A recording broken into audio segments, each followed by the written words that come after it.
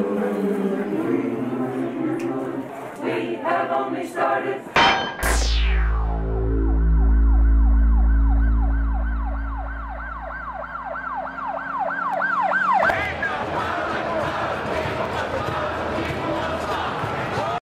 In January 2008, almost 1 year to date from filming Google Darfur, a meeting was held with an official of the United Nations, whose role is to help coordinate humanitarian relief to refugees from Darfur and internally displaced people in Chad and the Central African Republic. As things are going right now, because I need to tell you what I think is the fact. As things are going, I'm not seeing much political involvement within Chad because of the position of President Déby and linked to France. For this time being, maybe I should have invited people from DPA, the Department of Political Affairs, who are dealing with political issues in Chad. President Déby who's enjoying support from France, is still thinking that he has an upper hand, so he can have a military victory over rebels. Okay, but the problem in Chad is not just internal. Instability in Sudan and also in the Central African Republic are affecting Chad as well. So it has to be a regional solution. Try to find solution to things going on in Sudan, in the Central African Republic, but also resolving political issues within Chad itself. As long as political issues are not addressed in Chad and in neighboring countries, I will be very surprised to see a kind of stability, a place where you will not see refugees and IDPs, and that's not happening for the time being. I think one of the issues that we saw that I'd like to just, since you haven't been there, that I'd like to bring to your attention is one of them is the registration process that the refugees have to go through in order to get into the camps. In Camp Gaga in particular, when we showed up, refugees were having to wait 2 to 3 weeks before they could get registered to get into the camps. While they're not registered, they're not getting any support from the WFP. So some of them happened to bring food with them when they escaped Darfur. Some of them did not. But if they're not registered, they're not getting support from the WFP. So some of them are actually starving for 2 to 3 weeks, and there's babies. The hardships because of this is causing some of the children to sneak back into Darfur to go and get food and bring it back while they're waiting to be registered. Once they get into the camps, the food supply, the monthly food supply from the WFP is not enough. Now, Doctors Without Borders has been pushing a new source of food. It's called RUS, Ready to Use Foods, and it's on their main page of their website. And this food is a peanut butter based food that has the vitamins and minerals that they need. It's better than the millet that they get. It keeps longer. You can grow up, you can make it locally, so it's good for the local economy. So if you want to make the Eastern Chadians happy, start doing the RUS right there in Eastern Chad, let the Chadians make it. That'll help their local economy. That'll decrease the resentment. And it's equivalent to the cost of millet. The reason why I'm asking all of this is like I'm kind of a little surprised, you know.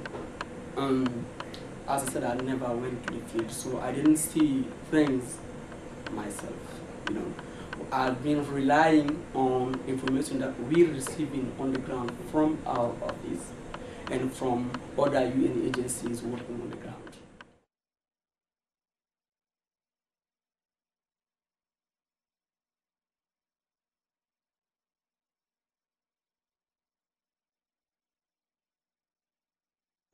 There's a lot of reports of rape and just general assaults coming out of even the refugee camps.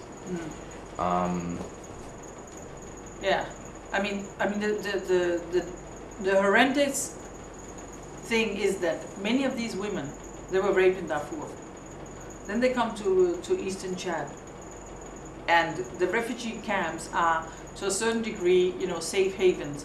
But it is true that there are assaults happening, especially when they're searching for firewood. The media controls a lot of the information that we receive. Whatever you do, do not drive after dark. Just don't do it. So they're hungry. They're always hungry. What happened in South Tashad and what is happening in Eastern Tashad and what is happening in Northern Tashad.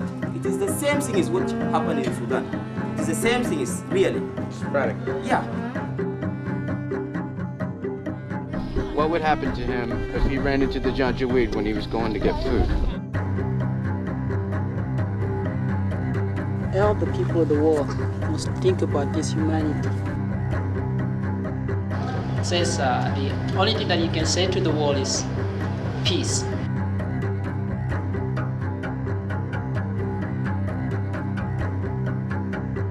This basket for 3 days. You eat in the morning, in the afternoon, and in the evening.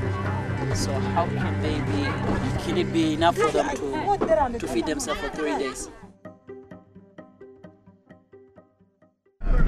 And otherwise, you know, it's about, to get to the first camp, it's about an hour and a half. To get to the next 3, it's about another hour. And when I say that other hour takes you to our office in Farshana. Right at Farshana, there's Farshana camp. You can stay out there in Farshana, or you can come back to Abeche. Whatever you do, do not drive after dark. Just don't do it. What other, like during the day, what are we going to run into? What should we say if we do? Well, I'll print out a sort of a laissez-passer, little note. You know, so in addition to the documents you have, I'll give another one that, you know, in case for when you go to the camps, so that people know that HCR is aware of your presence, and you know, we've given you permission to go into the camps. You know, again, this axis here is there's a lot of military movement. French military, Chadian primarily Chadian military, and quite frankly, the Sudanese rebels who are in alliance with the Chadian government. So we're right behind the UN right now. Following a guy named Gervais. He's the head of Farshana camp, and we're following him because we were told it was safer to ride in convoys with the UN.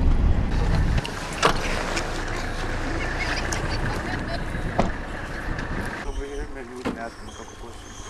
Where are you in Sudan? I died in Sudan. I come from Sudan. So you're from Darfur? Wait. Was there anybody there to protect you? Nobody. Did everybody make it out?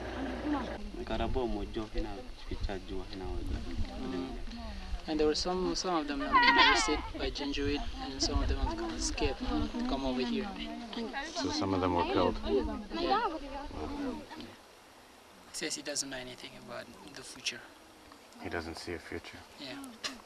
Have you seen any Janjaweed coming into Chad? Yeah, he sees sometimes, Really? yeah. What sorts of things have they been giving them while they're here? He says it's sometimes difficult for them to get food. They have to go back sometimes in Darfur and get some food to come over here. So he has to go to Darfur from here to go and get food. Get food and come back. And he's been here for 2 weeks, and he's already had to go to Darfur to go get food and risk his life. And who goes with him? He goes by himself?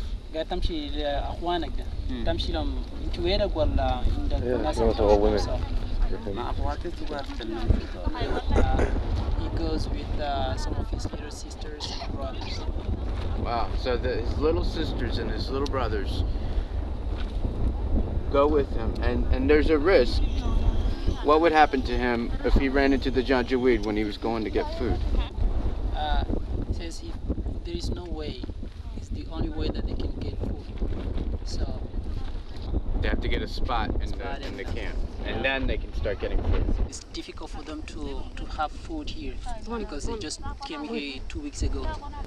So as they don't have anything, they have to go back to Darfur sometimes with his little sisters and brothers, get food and come back here. There is no way for them. It's difficult. They met one person that said maybe after tomorrow they may be coming over here to take care of them. Matt, you want to just get some footage of the family and just get, just show what's happening here? So great. And then you got all these major international organizations running around out here. And as far as I'm concerned, when they're not taking care of these people, they're not doing their job. Period. I know they've got a lot of work to do, but them's the breaks. Deal with it, or go get another job. Let's load up.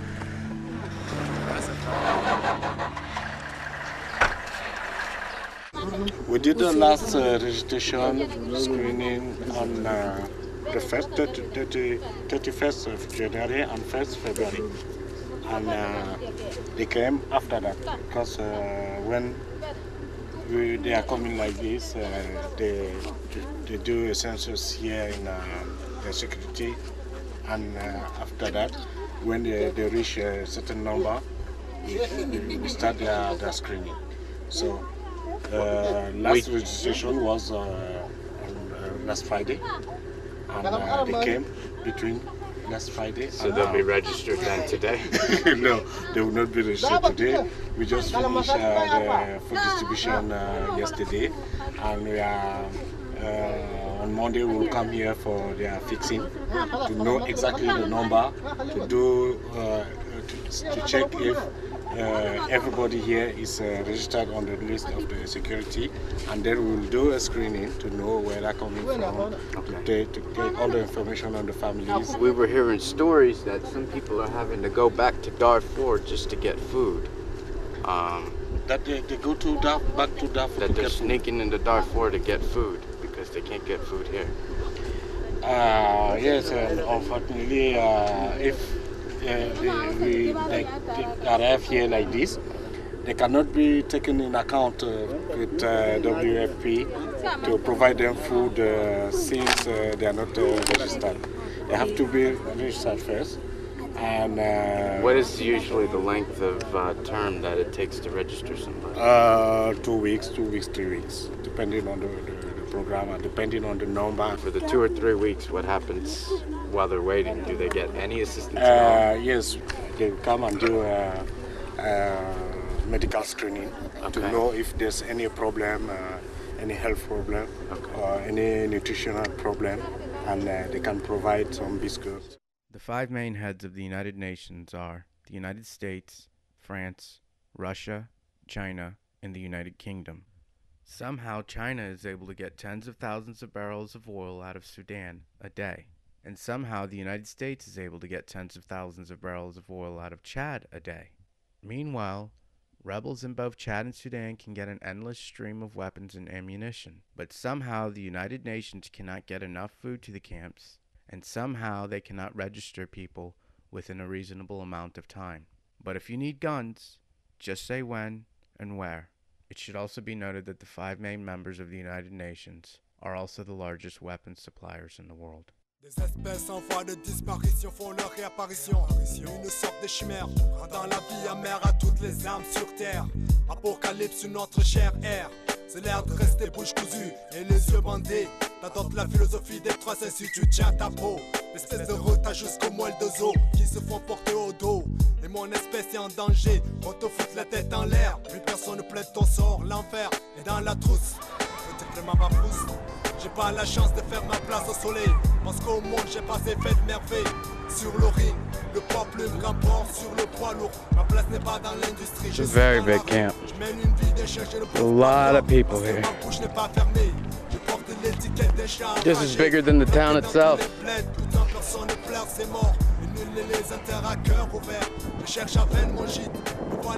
All of these people are refugees.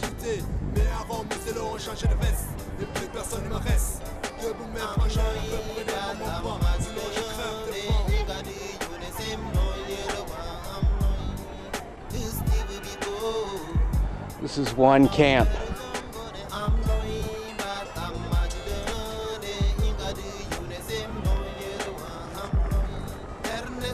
Some of these people have been here for years. And will probably be here for more years. And that's even if people step in.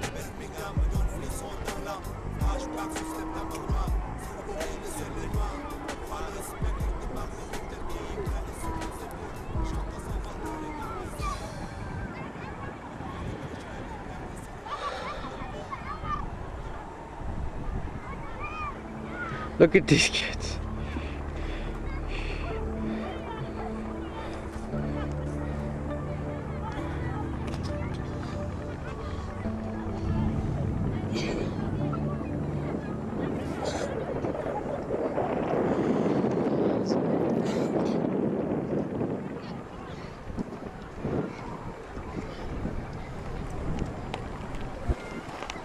Ask her how long she's been here.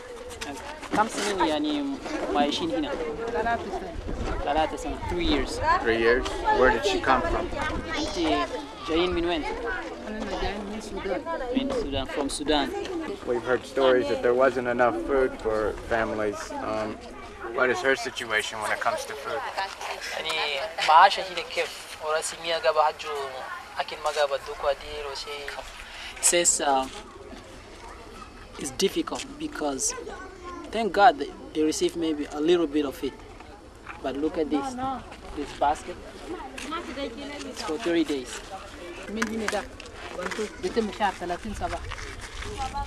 Just this for our family for a day, for 30 days. For 30 days? Yeah. And they wipe it. Level. Yeah. Some level with this and give it to. And what is in there? Grain? Rice?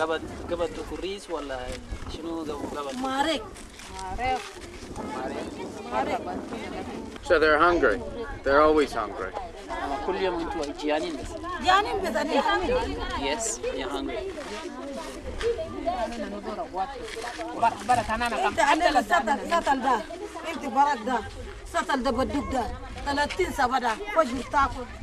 عشير تاكل ظهر تاكل بقى فجر تخير بس تاكل وعشير كمان تخير بس تاكل الى ما شهر بتبي. This basket for 3 days you eat in the morning, in the afternoon, and in the evening. So how can it be enough for them to feed themselves for 3 days? So one of the biggest situations that they would say that's happening here is the food. So مشاكل المرة اللي جاب كله كويننا ما أكل بس ولا أكل وكمان نمشي حتى وكمان بدقونا ودش بتبهايم كمان بهيمة ما يأكلوا إيش يفنوا.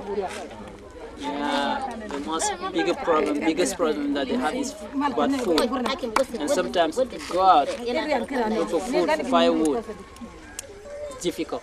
They've been beating or something like that. The people who run this camp, do they know that this risk occurs, that when they go out to go get firewood, that the locals beat them?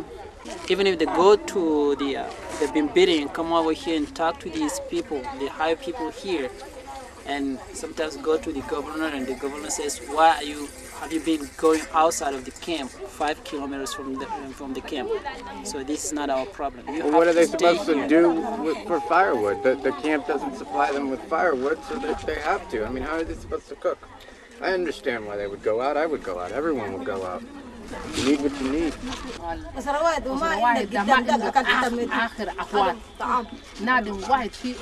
Sometimes it's very difficult.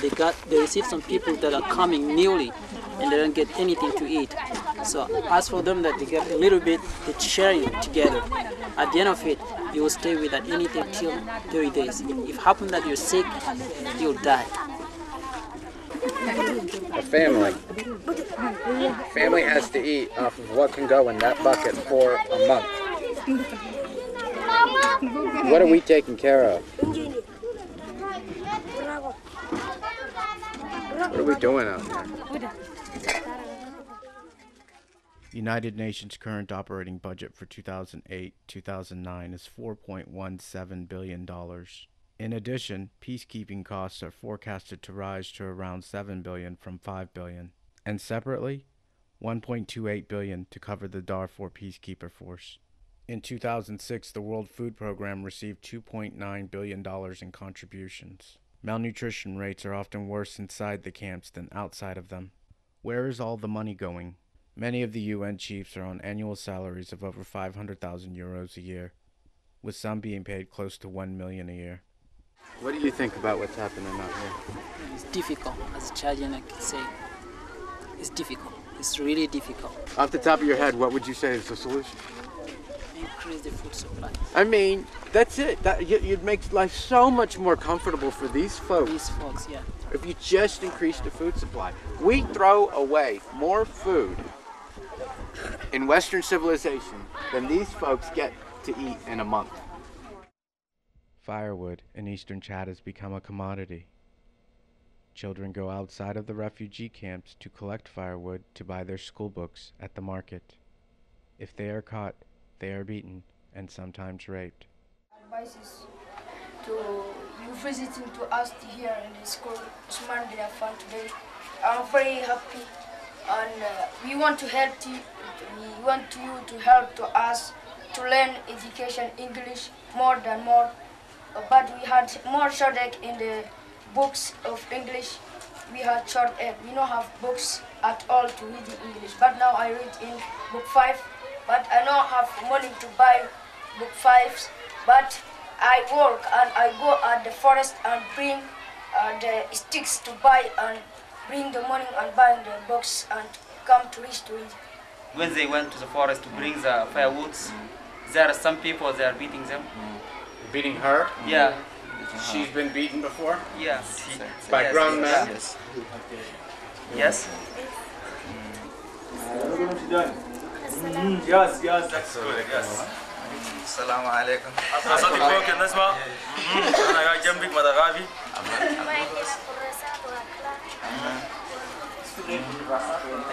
بس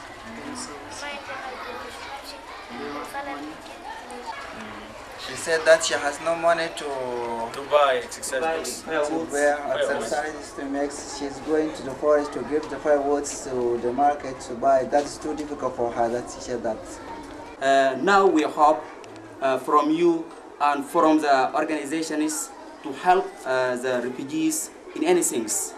Today you can see in the camps lack of many things, a lack of the all materials of the education. We are suffering. And even when the women are going to the forest or they are going to the mountains, there are some persons, they are catching the women, even they are, sometimes they are raping them. Happening really. What happened in Darfur, it is really happening in Tashat. But we are asking the international community, and also we are asking the God to help us by these situations. Really what is happening, as you see also, you can see in the ground, what happened in South Tashat, and what is happening in Eastern Tashat, and what is happening in Northern Tashat. It is the same thing as what happened in Sudan. It is the same thing is really. It's spreading. Yeah, it is the same thing is. But what we say, we can ask the God, or we can ask the international community to help us. The reason why I'm asking all of this is like I'm kind of a little surprised, you know. As I said, I never went to the field, so I didn't see things myself, you know.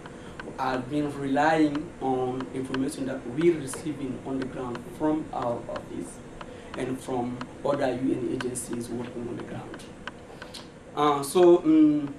My understanding was like that the situation for refugees is a kind of stable. I mean, okay, that's my understanding, and that's what I put in written based on, you know, what we're receiving. I think that somebody must be setting the bar pretty low if they're telling you that the situation for the refugees has been pretty stable.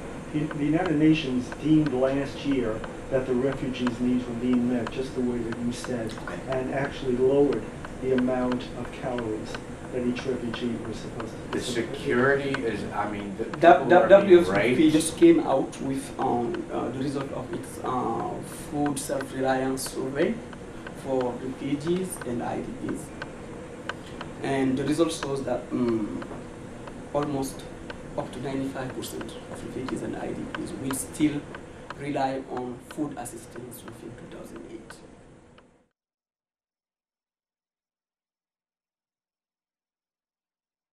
Hundreds of rebels intent on overthrowing the government of Idris Deby entered the capital on Saturday. They reportedly have seized large parts of the city and are surrounding the president's palace. As night fell Saturday, it remained unclear which forces controlled which parts of the capital. Gunshots and artillery could still be heard, but were much more sporadic than during the day. The last heavy fighting was in the afternoon when tanks encircling the presidential palace started firing in all directions. The clashes followed a one-week desert offensive by rebels from their bases in eastern Chad and Sudan to the center of Chad's western capital. President Deby, who has been in power since his own coup in 1990, has faced many rebellions and attempted coups, but never to this point. Foreign military observers said it appeared Chadian government forces had regained parts of the capital as the day progressed. Whoever was in control, there appeared to have been extensive damage and heavy casualties. A United Nations security official said he briefly walked through the streets of N'Djamena and saw many bullet holes in buildings and burned bodies lying in the streets. He says N'Djamena is broken. Everything is stolen, burned, broken. We have lost our brothers, our sisters and our parents in these events, he says. These are the consequences of war, and he is frightened by war. He says he wants peace. Young men and boys pick through the smouldering remains of the main market, looking for anything they can salvage. Traders say the market was destroyed by a bomb dropped from a government helicopter chasing rebels. Hundreds of civilians were killed and about 1,000 injured in the two-day battle, according to the Red Cross.